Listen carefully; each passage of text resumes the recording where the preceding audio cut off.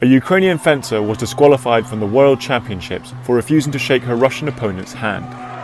Olga Kharlan was the first Ukrainian fencer to face a Russian or Belarusian opponent since Putin's full-scale invasion last year. She beat her opponent, Anna Smirnova, at the World Fencing Championships, but only offered her sabre to tap blades instead of shaking hands at the end.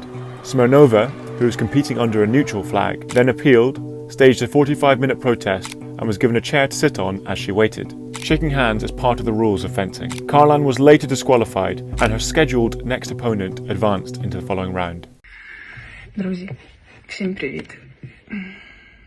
Сьогодні був Crazy story in the world of fencing. Olga Kharlan, a Ukrainian fencer, was DQ'd for the refusal and took to social media to release the following statement, which read in part, "What happened today raises many questions, but also provides many answers. A state that terrorizes our state, our people, our families, also terrorizes sports." Kharlan, 32, competed in Milan, Italy. Many who followed the sport took exception to the Russian Smirnova competing as a, quote, neutral athlete because of the war in Ukraine, which reminds us of this. Russian gymnast Ivan Kuliak donned the Z when sharing the podium with a Ukrainian gold medal gymnast. The decision comes after the 20-year-old wore a Z symbol on his chest whilst claiming a bronze medal on the podium of the Gymnastics World Cup in Doha.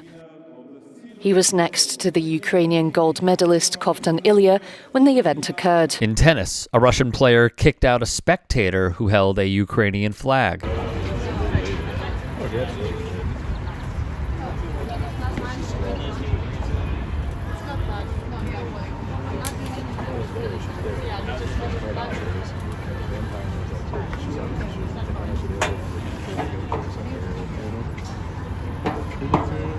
In college basketball, Ukrainian player Max Shulga, playing for Utah State, went to the foul line and heard chants of Russia, Russia directed at him. I spent 1.5 weeks in the apartment because we thought it was safe staying there while the explosions were not very close to our house. But the moment we knew that it wasn't, the moment we knew that the bombardment was in our town, we knew we had to leave and get me out. Then there's the story of Ukrainian Mikhailo Golad, who escaped the bombings from Russian forces. He is currently in the States playing golf and getting an education. Putin is killer, and I don't understand how it's possible. Ukrainian goalkeeper Anatoly Trubin, eyeing a potential move to Inter Milan, would call out the Russian president. Still, when given the chance, Russian athletes continued donning the Z in front of thousands of their countrymen and women at a rally held in a sports stadium. For Olga, she feels the disqualification was unjust. The New York Times would note, according to the sports rules,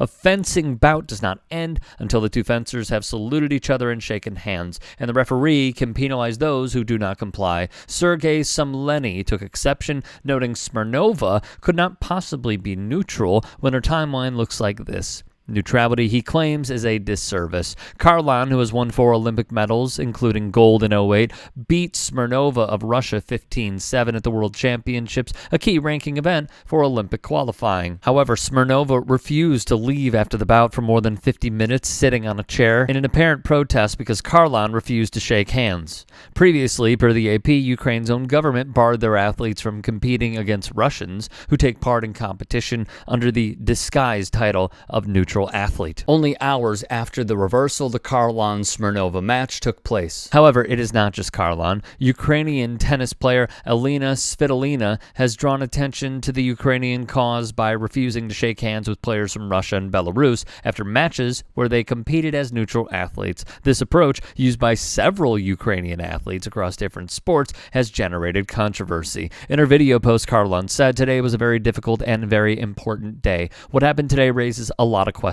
I did not want to shake hands with this athlete, and I acted with my heart. So when I heard that they wanted to disqualify me, it killed me so much that I was screaming in pain. I think I understand, like everyone else in this world, in a sane world, that the rules have to change because the world is changing." Kharlan has previously opposed the participation of Russian and Belarusian athletes in international competitions. In March, she shared a video featuring herself and other Ukrainian athletes urging the exclusion of athletes from these countries in the 2024 Olympics.